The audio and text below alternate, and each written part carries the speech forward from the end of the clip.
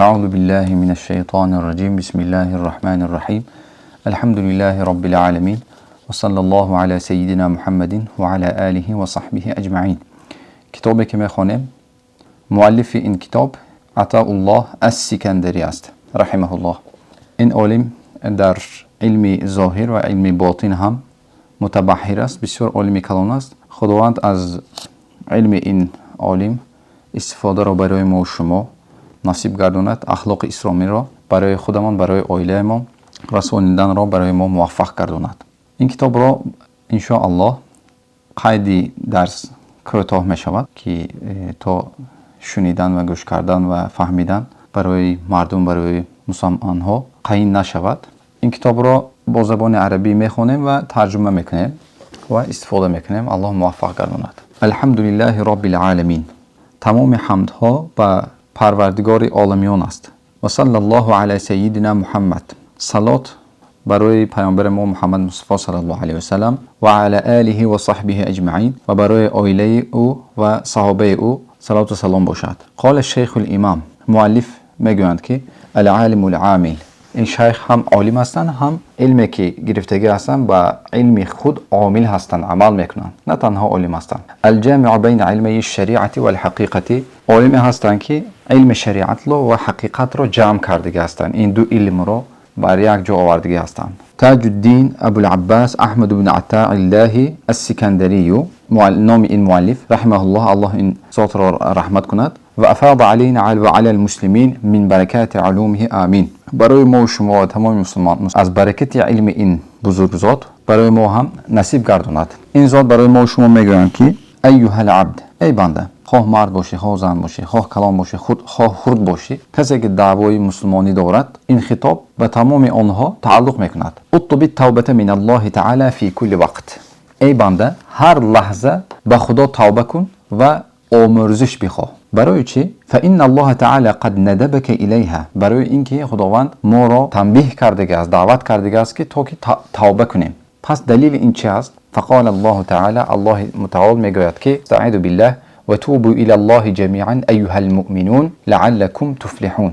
و توبوا، توبه کنید، الی الله، به خدا توبه کنید، جمیعا، همتون، ایها المؤمنون، ای کسانی که مؤمن هستید، ایمان آورده هستید، ای کسانی که در قلب خود ایمان دارید، به خداوند ایمان آورده هستید، به پیامبر، به تمام کتاب ها، به ملائکه ها و به روز رستاخیزی ایمان آورده هستید، یقینا باوری دارید، همه اتون به خداوند توبه کنید. یعنی توبه کردن، گشتن، رجوع کردن است از کارهایی که منهی است، الله منع کرده است. از تمام این کارها، از تمام این فکرها و از تمام این اخلاقها به طرف الله رجوع کنید و با رجوعتون توبه کنید. لعلکم تفلحون، تا که نجات یابید. گفته الله متعال در قرآن کریم برای ما و شما تشویق، یعنی که دعوت میکند که تا اینکه ما توبه کنیم و به طرف الله بازگردیم. خیلی که علما میگویند طهر نفسک من الاقذار. طهر، پاک گردان، نفسک، نفست را، نفس خود را پاک گردان، من الاقذار، از چیزهایی که غلیظ است، از چیزهایی که ناپاک هست، نفست را پاک گردان. هنگامی که این کار رو به انجام میبیاریم ما و شما، یملؤها، الله متعال وای نفس رو، یعنی قلب رو یا که روح را، یملؤها، پر میکند، بالمعارف والاسرار، با معرفت ها و سرها. یکی انسان اصلا از اون چیزها دور است، الله متعال نفس این انسان را با معرفت و حقیقت، با سر پر میکند. یعنی که این قاعده است، هنگامی که ما یک عبادت کردنی هستیم یا که در علم ترقی کردنی هستیم، در خیر سبقت کردنی هستیم، پیشوا شدنی هستیم، ما باید یکم توبه کنیم، گناههای خود را ترک کنیم و پشیمانی را برای الله اظهار کنیم و خطاگی را حتما نکنیم. خطاگی ما چی باشد؟ یعنی که قاعده چی است؟ التخلیه مقدم علی التحلیه. هنگامی که مثلا شما یک خانه گرفتید، خانه‌تون رو ریمونت کردنی هستید، پیش از ریمونت کردن خانه را چیکار میکنید؟ خانه را خالی میکنید،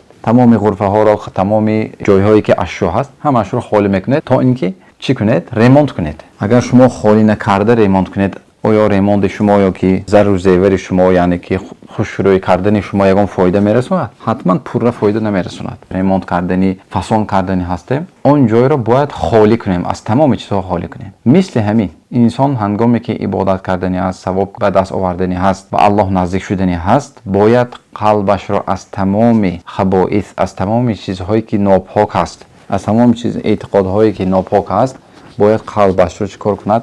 ат-тахлия, холӣ кунад. Баъд аз холӣ кардан чӣ кор мекунад?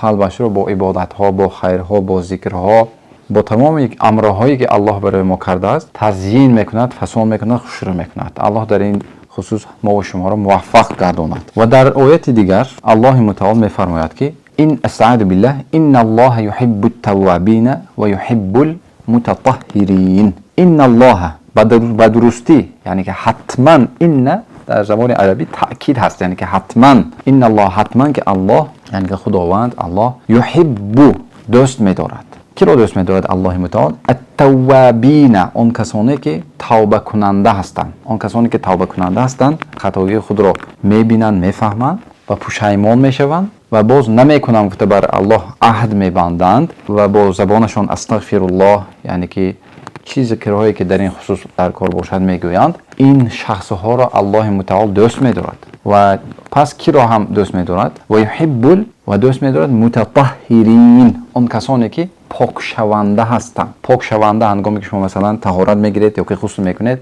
аз чизҳое ки нопок ҳаст худатонро пок мекунед. қалби инсон ҳам мисли либосҳо, мисли бадан ҳам нопок мешавад. Инсон бояд қалби худро бо истиғфор, бо тавба чӣ кор кунад? Пок кунад. Қалби инсон бо ҳасаду, бо ғазабу, бо дурӯғгӯию, бо фитнаву, бо найрангу, бо ин чизҳое ки ахлоқи безеб аст, қалби инсон чӣ мешавад? сиёҳ мешавад, нопок мешавад. Мо чале ки мусулмон ҳастем, вазифаи мусулмон чи аст? худашро бояд шиносад. ман арифа нафсаҳу арафа раббаҳ. Касе ки худашро шинохт, яъне ки ҳилаҳои нафсашро, вазифаҳои худашро, вазифаи рӯҳашро, ахлоқи мусулмониашро, хоҳ ахлоқҳое ки замима ҳаст, ахлоқҳое ки маҳмуд аст, ахлоқҳое ки яъне ки хушрӯй ҳаст, базеб аст, ахлоқҳое ки мақбул ҳаст ё ки ғайри мақбул аст, инҳоро агар инсон шиносад ва тариқи муҷодаларо омӯзад бо ин ахлоқҳо, дар ин ҳолат ин банда худовандро шинохта метавонад. ман арафа нафсаҳу арафа раббаҳу, яъне ки инсон ҳангоме ки худро мешиносад, худашро мешиносад ки оҷиз аст, худашро мешиносад ки бекӯмаки, беёрдаме, беиродаи Аллоҳ ҳеҷ чизро карда наметавонад. Дар ин ҳолат аҷзияташро изҳор мекунад, баён мекунад ва қудрати Аллоҳро мефаҳмад, яқинан мефаҳмад ки ин тамоми дуньёро, тамоми инсонҳоро, тамоми ҳолатҳоро Аллоҳи мутаол сохтагааст, Аллоҳи мутаол ирода кардагааст, Аллоҳи мутаол ҳаёт медиҳад, мемиронад, ризқ медиҳад. Расули худованд дар ҳадиси худ мегӯянд ки وقال رسول الله صلى الله عليه وسلم إني لأستغفر الله في اليوم 70 مرة. إني حتما من لأستغفر الله، حتما توبه میکنم، یعنی استغفار طلب میکنم از الله یک بار یا که 10 بار یا که 100 بار یا که یک روز در عمر یک بار، نه فی اليوم، هر روز 70 مرة، 70 بار. در دیگر روایت فی کل یوم 100 مرة، هر روز 100 بار پیامبر خداوند گناه ندارند. الله این ذاتها رو، پیامبران رو از گناه دور کرده است. پیامبرها چه هستند؟ معصوم هستند، گناه نمیکنند، گناهکار شده نمیتوانند. الله اینها رو منع میکنه، الله اینها رو منع کرده است از گناه. از گناه هم دور هستند و توبه میکنند. لیکن اگر ما به خود نگاه کنیم، ما از گناه دور نیستیم، ما معصوم نیستیم، ما رو الله از گناه دور کردگی نیست. ما گناهکاریم، بندگانی گناهکاریم. پیامبری که صلی الله علیه و سلم گناهکار نیستند، اگر در یک روز 70 بار 100 بار اگر توبه کنند، استغفار کنند، ما چند بار باید توبه کنیم؟ ما از این هم زیاد باید توبه کنیم. در دیگر روایت میگویند که انه لیغان علی قلبی. بعضی وقتها پیامبر صلی الله علیه و سلم میگن که دلم را چیزهای چون ابری تنوک فرا میگیرد، پس در این حالت 100 بار توبه میکنم، میگن پیامبر خداوند. پیامبران این ذات‌هایی که قدرشان و قیمتشان در نزد الله و در نزد تمام مخلوقات‌ها بلند است. مرتبه از همه بلند پیامبری است. لیکن پیامبری با کسب به دست آورده نمی‌شود. پیامبری با اراده الله به جا آورده می‌شود. یکی از اخلاق‌های پیامبران همین است که خیره الی الناس وصل. خیرهای این پیامبران به انسان‌ها، به تمام انسان‌ها میرسد. خواه خیری پولی باشد، خواه خیری معنوی باشد، خواه خیری علمی باشد، تمام نمود خیر تمامی نمود خیرها به انسانها میرسد و شر الناس الیه وصل، لیکن شرهای بدیهای گندگیهای انسانها به پیامبران میرسد.